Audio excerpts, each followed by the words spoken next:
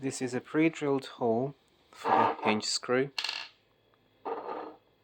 Okay, when we insert the screw in,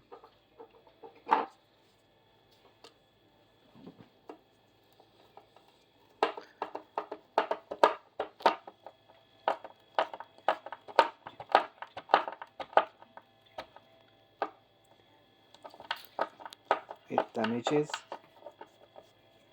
the cupboard. Okay, like this.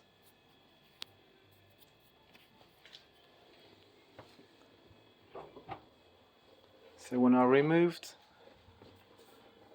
the screws from the hinges,